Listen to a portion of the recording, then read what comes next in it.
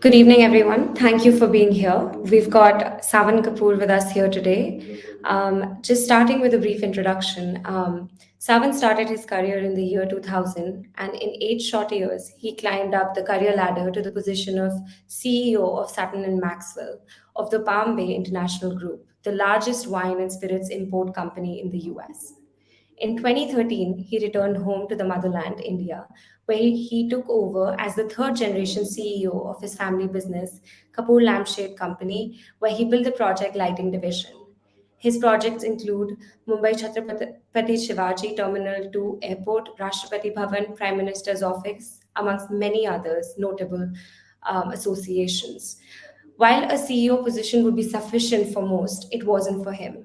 Having led an accelerated corporate career with a 9 figure salary, Savan understands the science of building exceptional careers. And therefore, he also started a career coaching service called Dire to Hire and has coached over 2 lakh working professionals, multiplied and watched 2 lakh multiple professionals multiply their paychecks, get their dream jobs, target any job, and secure the offer while accelerating their climb up the career ladder and differentiating themselves in their job search and application journey. Easy to say, he's a revolutionary. He's insightful and he's always focused on the results of his students. He serves as the brand ambassador for Khushi, an NGO run by Sri Kapil Dev, ex captain of the Indian cricket team. He's an outstanding Achievement Award winning CEO and recently also won Outstanding Leadership Award by the World Education Conference. He has read over 3,000 plus books and is driven by seeing others succeed. Savan was honored with the most admired global Indians in 2023 distinction as well, and where he joins the likes of boxers Mary Kom, industrialist Niranjan Hiranandani, actor Sonu Sood, amongst others. He lives with his wife and 2 children in Chennai. So, if you want to make a meaningful difference to your salary, your professional satisfaction, your growth opportunities in your work life balance, settle in today as we are going into an exciting discussion with Savan himself.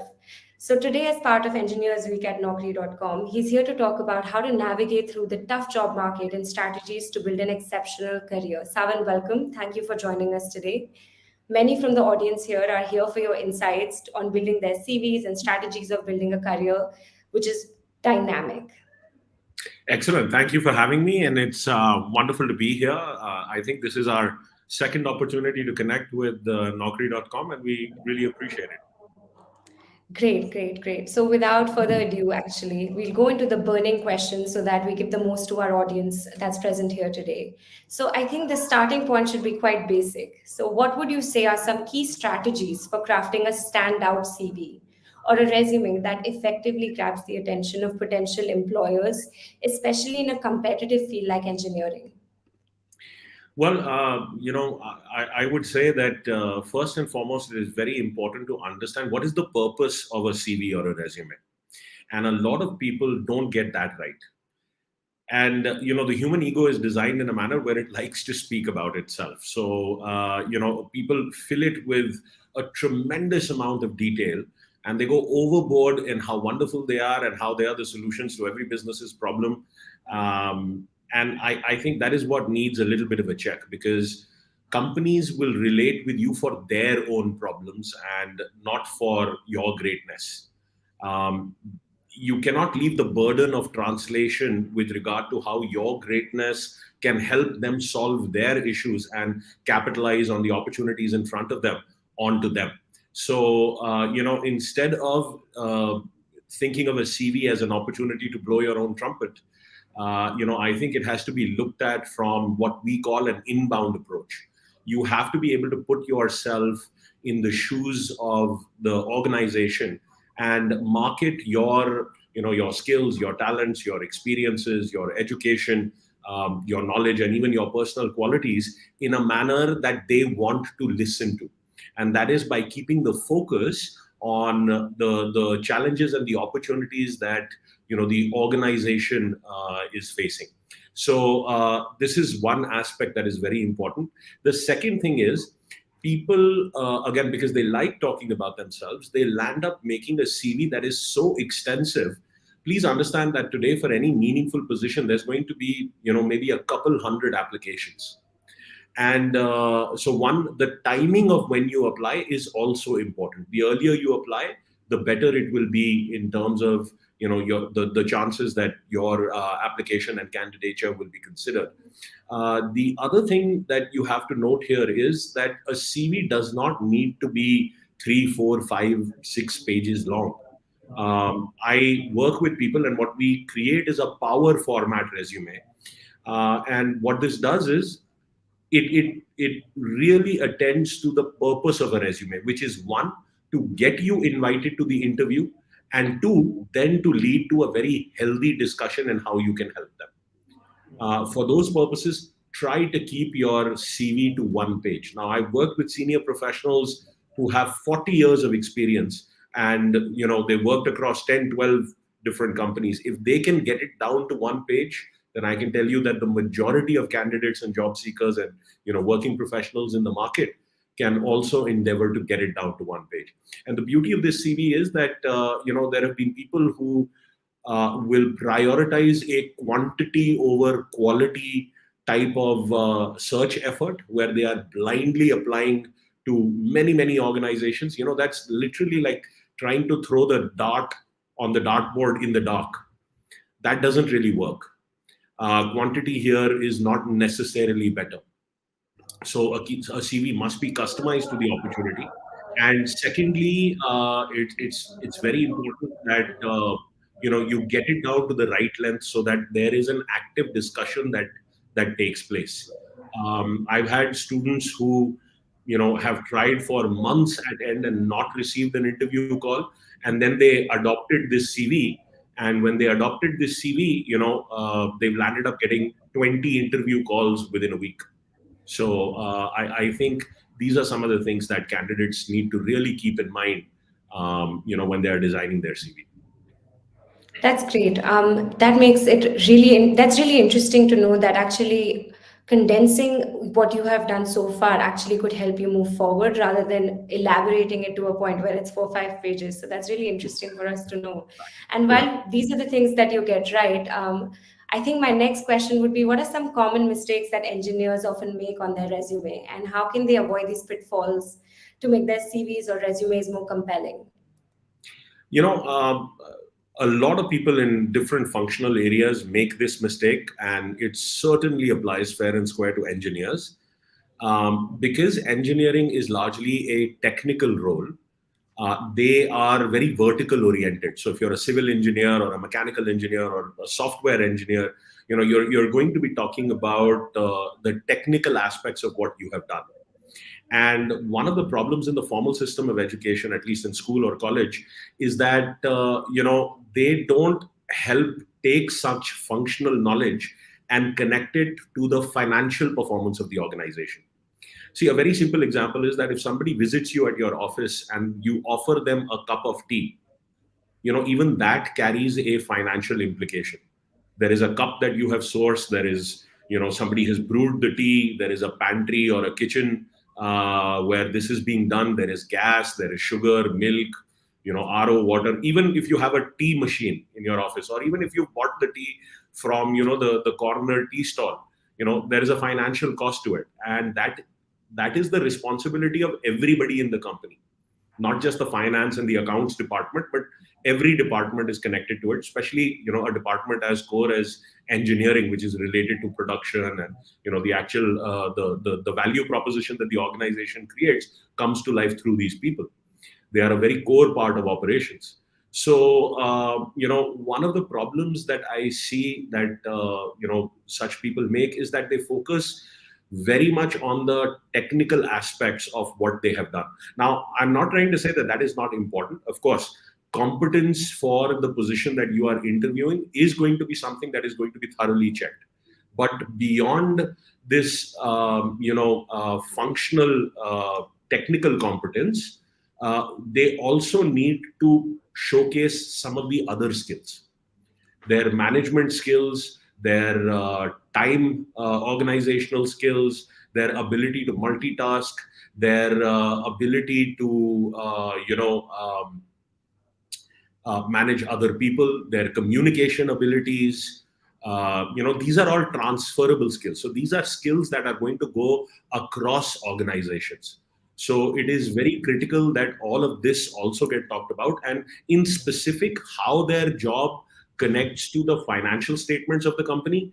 That is essential, because an engineer who is working with the big picture in mind, how their activities, their tasks, their projects are going to increase or decrease efficiency and cost, or help engineer a better product that is going to be able to sell at a premium. So understanding that connection is going to be very, very critical. And a lot of people here are, so domain focused that they forget to market that sufficiently or market that attractively.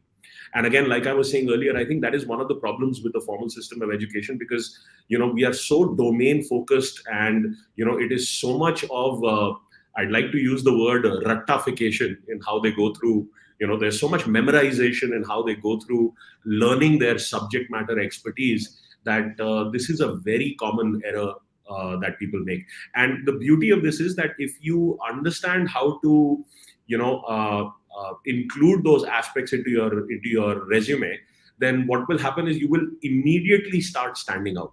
So quantifying the value that you brought, understanding the strategic objective for which that engineer was hired, okay, and the kind of impact that they were able to create in previous roles, all of that has to be marketed, and it has to be marketed using that inbound approach, where it is very attractive to an organization, because it makes it easier for that organization to pull the trigger and hire you. The connection, you're not leaving that burden of translation onto them, where they have to figure out, and they're looking at 150, 200 candidates. So it's a lot for an HR department to have to do that level of investigation for each individual that has come up. If you can help make their life easier from this perspective, then they know that you are the kind of person who is able to step into their shoes and look at the picture from their angle. That's really interesting. So it almost suggests that building domain knowledge is great, but what's even better is that to build a successful career in engineering, it involves a lot of strategic moves and long-term planning, and being able to have transferable skills between one job to the other. So could you share some insights on how engineers can proactively accelerate their career trajectory, starting from the early stages of their professional journey, using exactly this vision towards their career, where they're planning strategies on how they can have transferable skills? And really, if you could elaborate on what would be some proactive ways to do that, that would be really helpful. I think fundamentally, you have to understand how hard skills come to life and how soft skills come to life. So the education system does a very good job of giving us that hard subject matter expertise, the domain knowledge, if you will. So a civil engineer will go through years of curriculum to be really, a master of their craft when they're coming out, because they understand the subject of civil engineering. Or a software engineer knows multiple languages, they know how to write code. A mechanical engineer understands, the dynamics of what is going to go into a machine or a product or whatever it is that they are working on. But soft skills is not addressed nearly as well or as deeply by the formal system of education. And that is what is going to help you monetize the hard skills that you have, because that is only going to come to life through interaction with people. So ultimately, how you handle people and situations is going to be a bigger predictor of your overall career trajectory than just the domain knowledge that you carry. How can engineers do this better? I think fundamentally they have to understand that, over the course of a full career, so if a person has a 30 to 40-year career, let's say you start working, right after you've come out of higher education at the age of 20, 21, and you're going to work till retirement age, which is 60, you're going to have a, 40-year career. And there are certain distinct stages in your career. All right. So it's very important to be cognizant and to be recognizing of what these stages in your career are. Now, when we come out of higher education, we are, or that final year before we step out into the real world, we are in what is known as the aspiration stage.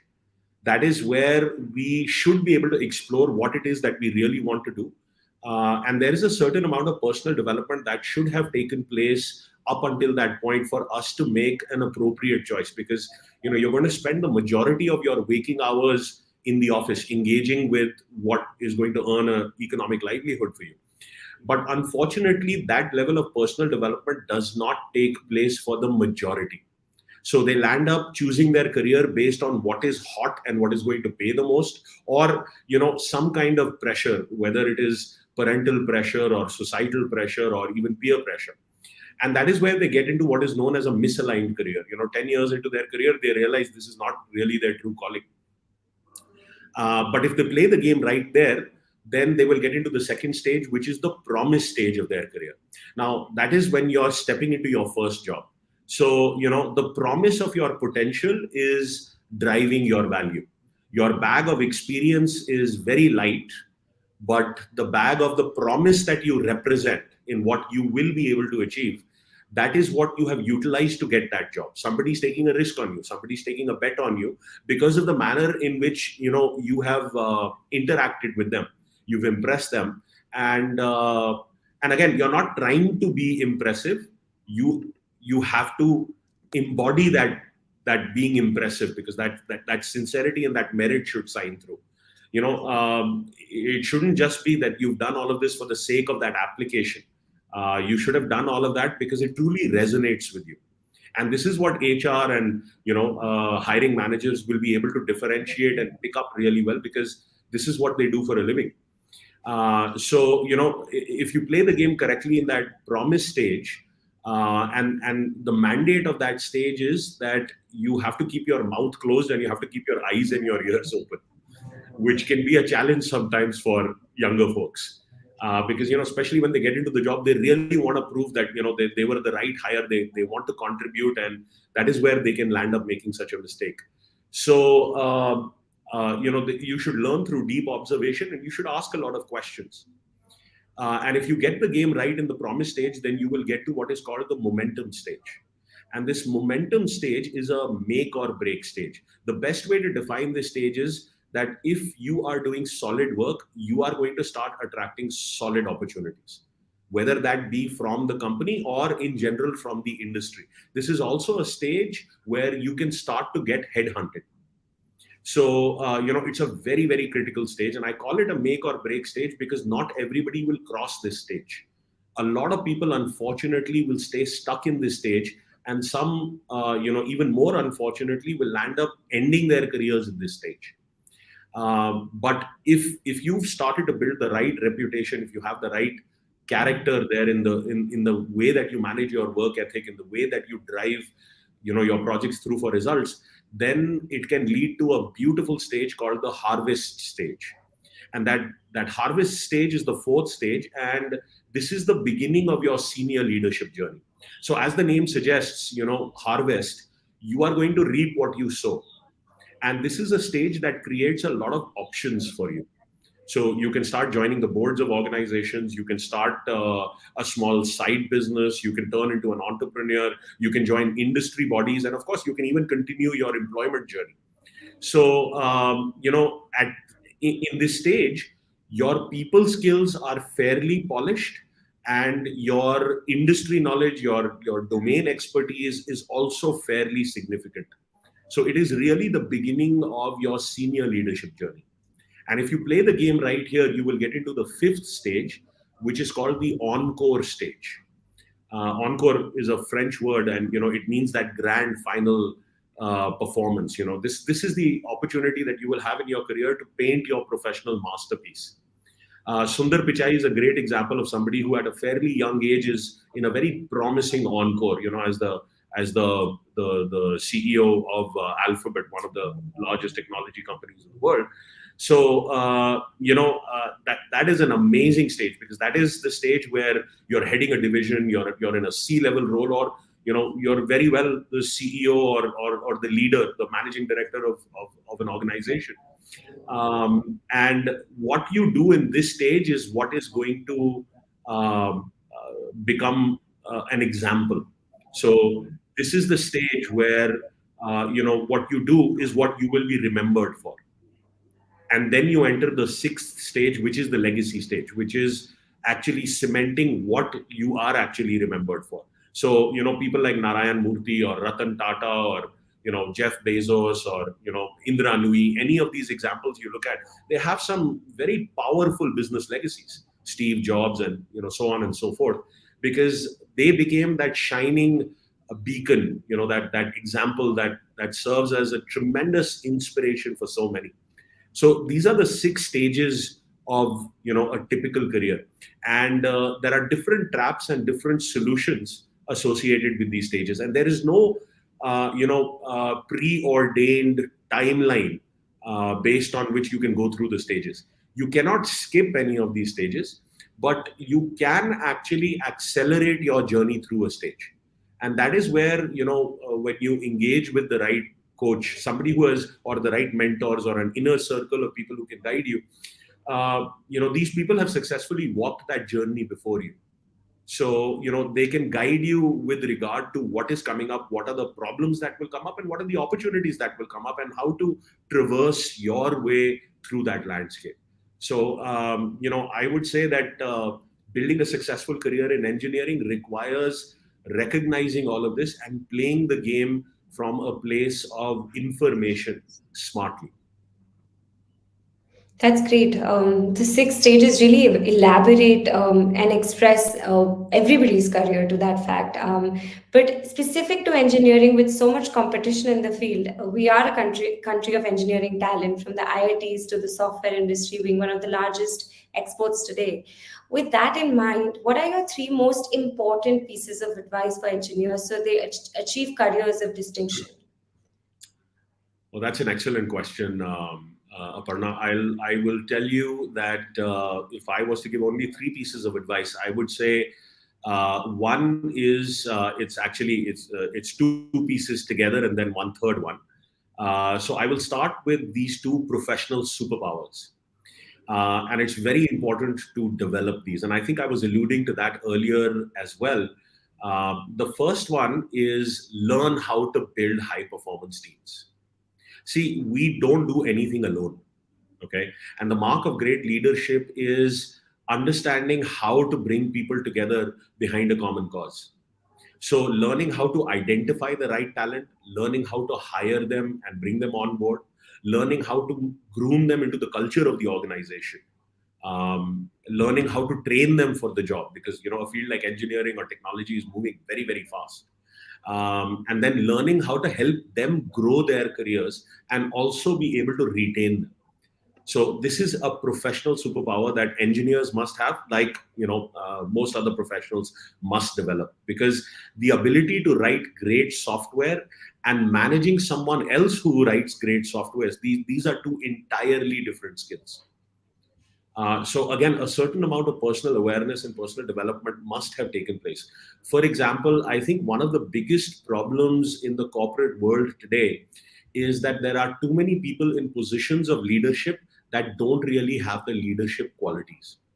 So, if you look at communication, which is a necessary aspect for every function and every company and job and sector of the economy, the majority of communication issues occur not because of what is being said, but the manner in which it is being stated. When you land up insulting or embarrassing a junior or a subordinate, their ears are going to get shut, right? Whatever you have to say is going to go right above their head.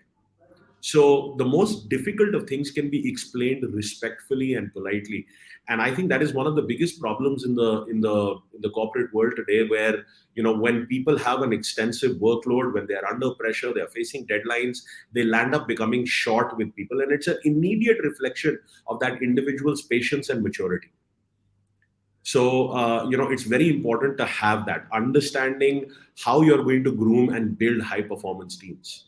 Because when you work on a team, you're not allowed to say things like, I told you so, or, you made a mistake. It doesn't matter who made the mistake. When you work on a team, you all start looking for the solution together. And that requires having a healthy ego. So that's one area that I would address. And that's one piece of feedback that I would offer engineers, that, learn how to build and lead high performance teams. The second area that I would you talk about, and I pointed to this a little earlier as well, is that Understand how your work is connected to the financial statements of the company. Okay, measure and quantify your work, because when you are working on the right activities, then the ROI that you will be able to create for the organization is going to be at its maximum. And if you look at something like the 20-80 rule, which a lot of people are familiar with, Pareto's principle, 20% of your work is going to generate 80% of the impact, and then 80% of your work generates only 20% of the impact. It's very important to identify what that 20% is for you, because that is something you cannot delegate to the team or outsource to a third party. That is something you have to master yourself. So it's very important to have that. And that 20% should be something that is connected to those levers on the financial statements, the balance sheet and the P&L statement, the cash flow statement, so that you understand that what you're working on is going to create this kind of a positive impact, or this kind of a cost efficiency it's going to bring about. So I would say these are two professional superpowers. And when engineers start understanding this, when they start understanding the financial implications of how their workload is contributing to the overall picture, they differentiate themselves. They are able to market themselves better.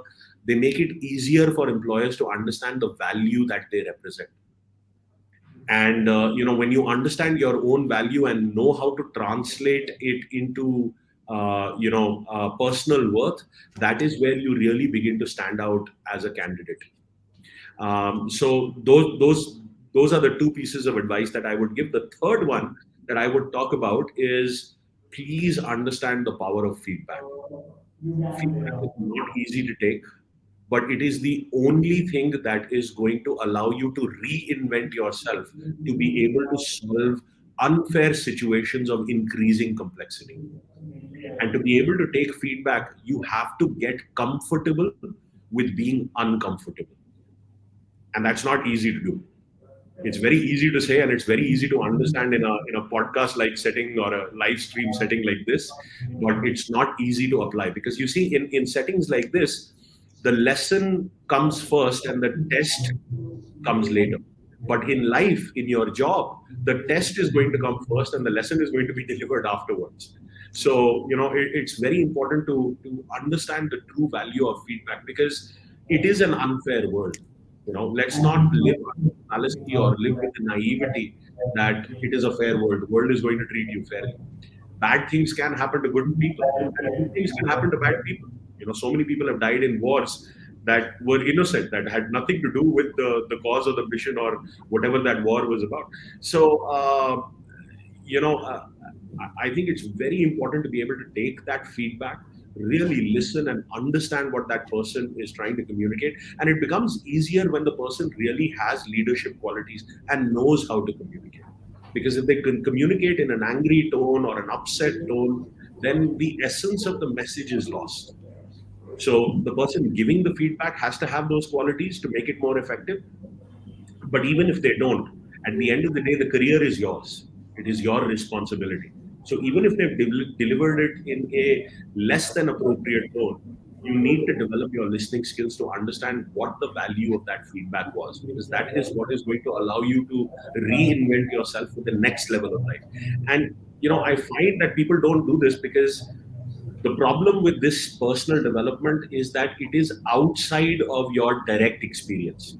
It is very easy to understand this intellectually, but it is very difficult to feel what you will feel when you actually go through the experience. So, if you have climbed a small hill, you know that in climbing a small hill, your knees could hurt, you will be out of breath, you will be sweating. But, that is also true when you go and climb Mount Everest. But when you actually climb Mount Everest and you're, facing temperatures that are sub-zero and, above 26,000 feet, your body is eating its own organs, your lungs are filling up with fluid, you're in what is known as the death zone. There is no second-hand way to understand how you will act in that situation. You can't experience it vicariously. And but this is an ability that can be developed, because Life is too short to experience everything yourself, and therefore, developing this ability is very, very critical. And because it is uncomfortable, the mind wants to push it away. You want to avoid it, you want to resent it, you want to reject it. So the third, piece of advice I would give is, please understand how to take feedback, even if it is delivered in a less than appropriate manner, because at the end of the day, those are the things that you will look back at in life, and realize that these were the things that benefited you and helped you grow. That's really great. So I think my biggest takeaway from that is that one has to be quite objective when it comes to their own career. As a subset to my last point and question, could you help with some ways to be more and more objective about the feedback one receives in a professional setting, and if there's any ways to cope with that in a efficient manner? Because after all, career is a really personal choice. So to be objective about it is very difficult for everybody. So, are there some coping mechanisms for engineers, people in professional positions who building their careers to be more objective about the feedback they receive? One has to understand that the road to career development is paved with personal development. And any area of your life that you do not proactively empower, that area of your life will overpower your life. So it is very important to start to become mindful. Mindfulness is the ability to be able to step outside of yourself and notice the thoughts that are crossing your mind, the emotions that are coming up. So if there is an emotion that is triggering you in a negative way, and you are someone who is mindful, then you will be able to notice that emotion come up almost in slow motion. And when you are mindful, you develop and strengthen this muscle that allows you to observe that occurrence as a third party, as an objective and neutral third party. So you will be able to make the distinction between, is it an emotion that I should associate with? Is it a thought that I should associate with? Or is it a thought that I should let pass? Because a stitch in time saves nine. What is not necessary to say, it is very necessary that you don't say it, because your success will not only depend on what you say, but it will also depend on what you don't say, right? So developing that mindfulness, and that comes through practices like meditation. If you look at billionaires in the world, one common practice, there are four common practices, but for the sake of time here, the one common practice that most of them have is meditation. And it is something that is so connected to our culture. We gave birth to a practice like meditation. So it's very important to understand the value that that brings to your life, and to be able to use it so that you can start becoming more calm and more mindful, and be able to observe these situations and understand, should I associate with that thought, or should I not associate with that thought? If it's going to improve the situation, then absolutely, please go ahead and associate with it. But if it is something that is going to damage the situation, and you don't have that emotional intelligence, and you're reacting instead of responding, then you're going to remain stuck in those behaviors that are self-sabotaging. See, we all have these four sides to our personality. We have a side of behaviors that we are capable of, that we recognize, and the world also recognizes. That is what is known as your open self. Then we have a blind self, and that blind self is behaviors that we are capable of, that the world can clearly see, but we cannot see. And that is where all of these self-sabotaging behaviors live. All of your limiting beliefs, all of that lives in there. And because you can't see it, it's very hard to diagnose. Then there is a third side to your personality, which is your hidden self. And these are things that you know about yourself, but you hide from the world. You don't want the world to know these things, right? So all of the trauma, or the emotional scarring, or torture, or physical abuse, or any things like that that you have been through, all of that lives in there, and it has to be processed. You cannot just disconnect from all of that. You have to truly process it, because if you disconnect from it, then it becomes a repressed emotion, and that will limit the scale at which you will be able to play your career and your life. And then there is a fourth side to you as well, which is your unknown self. So there are good things and bad things that live in that unknown self, because you don't know about these things and neither does the world. So when I work with a career professional, I take them through all of this so that they can start becoming that best leadership version of themselves. There is a version of every individual that is capable of being a millionaire, that is capable of having the professional fulfillment, the work life harmony, the growth opportunities that we all desire and deserve. But it is a journey, and it is truly a process where a tremendous amount of honesty is required and a tremendous amount of introspection is required. So, these would be some of the mechanisms that people should focus on, because the road to career development is absolutely paved with personal development.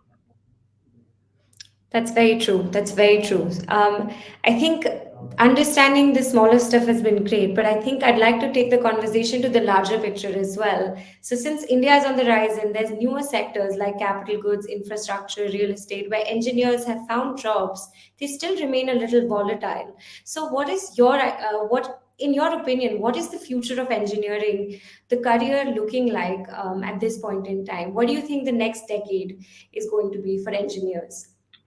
That's wow. That's a great question, Aparna. I'll tell you. Of course, with the advent of generative AI, organizations have started creating a position like chief AI officer.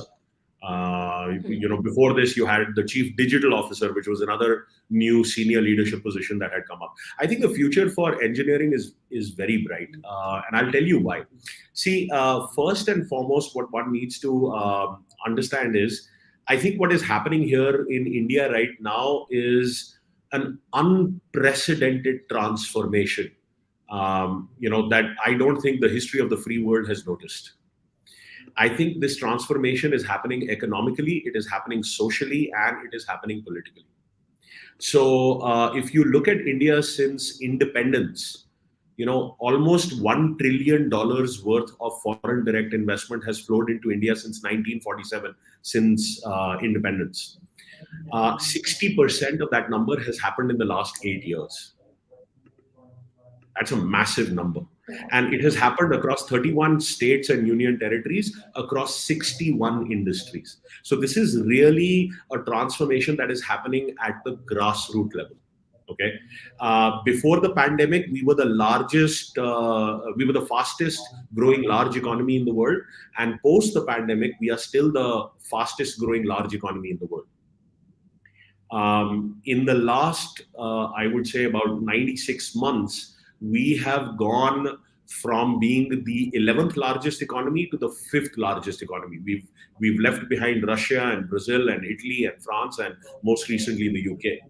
And the run rate at which we are proceeding, by the end of this year, 2023, or by early 2024, we will overtake Germany, because Germany is going through a recession at the moment. And then there are three major world economies in front of us. We have Japan, we have China, and we have the United States.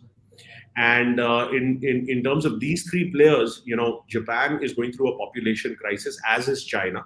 Both of these countries are going to face severe population crises. In addition to that, China is also facing a lot of debt. More than half of their states, their provinces, are in debt to their central government. Very much like the situation that we saw with Sri Lanka or Pakistan recently. And then, of course, you have the big hitter, the big 800-pound gorilla, which is the United States. But they are growing at a very slow pace because the cost of economics, the cost of production there is significantly higher. That is why they went to countries like countries in Asia in the first place, because the cost of production was lower. So they have lost that manufacturing edge. And the only way for them to grow is to continue to grow through things like defense and wars. And that's a very unfortunate dynamic that they are trapped in. And they've done it to themselves from that perspective. But that said, I think in the next 20 to 30 years, we truly have a shot at becoming the number one economy in the world. But that's easier said than done, because we have to take amazing decisions for a very long period of time. because success is not the outcome of a single decision. See, 3 new Indians join the internet every minute. Two of them are from India's villages. Um, 30 Indians move to a urban city every 10 minutes. We are creating the equivalent of a US population base every decade. In 2021, we were creating a unicorn every 29 days. In 2022, we are creating a unicorn every 9 days.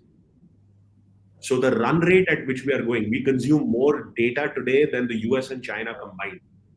We are the number one in the world for digital transactions, and the second country being China is not even half of the amount of digital transactions that are taking place in India today. So with our G20 presidency, and we just hosting world leaders from across the planet, India is really on the rise and the move. And all of these people, we have a billion people at the age of 35 or below. We're going to be the largest workforce in the world. We're also the youngest workforce in the world. And 20% of the global workforce and 21% of the global middle class is going to be represented by Indians. 207 some countries on the planet, and one country represents almost 1/5. So that's disproportionately in our favor. And we are going to stay the youngest workforce till 2070, foreseeably. So all of these people, they are going to need housing, they are going to need infrastructure, they are going to need education, they are going to need jobs, they are going to need products, they are going to need services. I think the future for India and the future for engineering is incredibly bright. And like I said, it's not just the economics; it's also the social elements of this, this question that you have asked, and also the political elements. Because today we are beginning to realize it's not so much about which political party you follow; it's more about Indian citizens coming to understand that good economics has to be the heart of good politics. We are ready to make our presence felt on the global stage. Chandrayaan and the Oscars that we're winning. And I mean, it's happening almost everywhere. So it is an amazing time to be an Indian. And I'm a very, very proud Indian. I think I've had the opportunity of having a global career where I built the first part of my career abroad. And I've had the opportunity to come back to India. And for the last, 10 plus years, I've been in the country, and I've, led a family business and now also a career coaching enterprise. It's just a phenomenal time. I think today the Indian dream is one of the most powerful socio-economic constructs out there. And this is the reason that I also came back, and I also chose to serve people, my countrymen, my brothers and sisters in India, because we are going through that phase where we can truly be the Sone ki Chidiya again. So that's the promised land, and it's a very exciting time, including for engineers. That's great. That's great. Another question that actually came to mind while we were just speaking was that it's such a technical field. Engineering is such a technical field and requires constant upskilling. So I know somebody who's at the age of 37, having worked for Adobe, Facebook, now is feeling quite dated. So how should engineers think about upscaling themselves? Should they focus on depth and become specialists, or should they focus on breadth and become generalists? This is a burning question, and I've seen a lot of engineers in their mid 30s or at, as you may say, third or fourth stage of their career ask this question. So, would love your expertise on this. See, there is no one preordained path.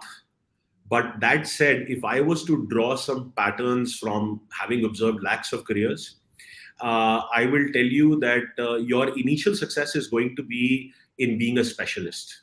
In the early stages of your career, the more you can specialize, the more complicated problems you can solve deeper in that vertical, the more money you will make, and the more successful you will be, the more promotions you will earn.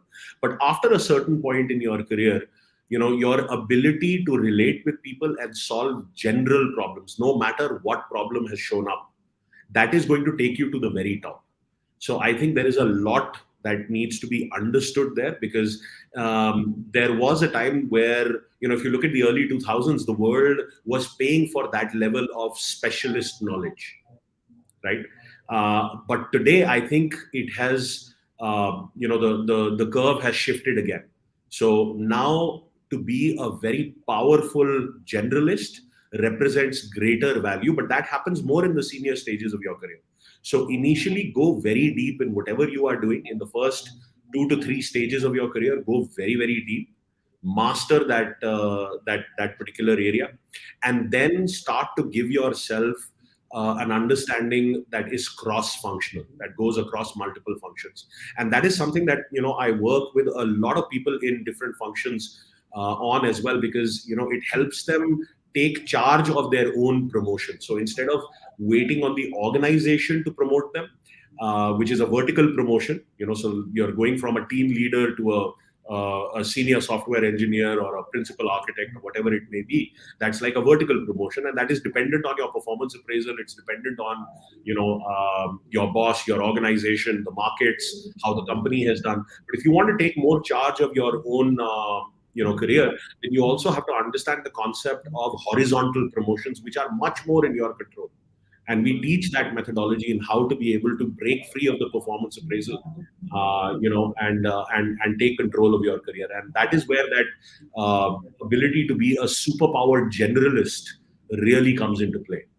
The other thing that a lot of people do, and you mentioned it in your question as well, people working for big companies like the Facebooks and the Googles and the Amazons. We've also seen recently that a lot of these companies have gone through major layoffs, right? Which kind of raises this question, what should I do? Should I be more of a specialist or more of a generalist? See, there is more supply than there is demand in certain areas within the technology and engineering sector. Like you said, we are a country that gives birth to the most number of engineers. So, I think what needs to be understood here is, if you're joining some of these larger companies that can offer wonderful careers, do also understand these positions are highly replaceable. Don't just go for the glitter because of the shiny logo of these big companies, because they are very structured jobs, and the learning in them is going to be not as much as if you join a mid-size or a smaller company, because those roles will be much more hands-on. You might even have the opportunity to work directly with the promoter in such companies, but you won't get the opportunity to work with a Mark Zuckerberg at Facebook as an engineer coming out of coming out of college in India, or even at the mid-level. There is a defined hierarchy there in those organizations. I think what needs to be understood there is, how can you be a bigger fish in a smaller pond, own more of that pond with the integrity and the ethical values in place, so that you can create greater impact. You're not looking to join the best run company. You're looking to join the company where your strengths, your talents, your qualities, your experiences, your education, your knowledge can have the greatest impact. So that is the perspective with which I would answer that question. That's great. That makes a lot of sense because a lot of startups are really small. So engineers that join a startup that's a team of say 10 to 20 people would have a lot more face time with the founder, would really understand in that case how their work is directly impacting the financial statements as well. So a lot of the Absolutely. learning happens. And it's great to have that, because when you're when we have a fantastic startup ecosystem. It's not perfect. There are many companies playing the valuation game as well, which I don't think is correct. But there are profitable startups and bootstrap startups that have done miraculously well. But again, when you join a company at that early stage, or even at the mid stage where a second scale up is possible, your learning is going to be much deeper. That said, you also have to understand, are you the type of individual that is appropriate for a startup?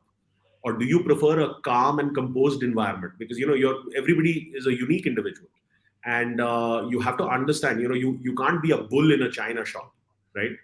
The idea is to understand who you are, and what environment you will fit well into, what environment will value you. So if you can deal with the craziness or the chaos of a company, that is a startup, or even a turnaround, or even a company that is going through accelerated growth, and not everybody is cut out for that. So it's important to have that self-awareness. When you come from that space of reflection, you will be much more strategic and systematic in how you will build your career journey. Great, that makes a lot of sense. Truly, your insights have been invaluable to the discussion today. So, before we go into a short Q&A with attendees of this webinar, would you like to speak to any of the points that we probably didn't mention, or specifically for engineers who are on the look for another job, maybe early in their career or maybe 5, 6 years in? If you had something specific to mention for them, whether that's to do with upskilling, whether to improve soft skills, that'd be really helpful. No, I think we covered a broad spectrum of topics. Those were some wonderful questions that you posed. In general, what I would say in terms of my closing comments here is that please understand, teachers and students are connected by an unbroken link of chain. Because every teacher was once a student, every master was at some point a disaster. See, the ability to take good decisions comes from experience, and experience itself comes from taking bad decisions, right? So it's important to understand that we're on the same journey, albeit at two different points. The entire world, in my humble opinion, has one single problem, and that problem is we all need to get out of our own way. We are all works in progress that sometimes unfortunately think that we are finished products. We have to be lifelong learners because this journey truly never ends, right? And when we're open to that, that is where we have gears of performance within us that we don't realize that we can truly tap into and create phenomenal success. So my closing bit piece of advice would be this: let's make a conscious effort to get out of our own way and realize the true potential that we all have as Indians, as engineers, and as people. One world, one family, Vasudev Kutumbakam, which was just emphasized so massively, in the G20 summit that Prime Minister Modi held. I truly believe in that, and I think it's going to be a phenomenal journey ahead.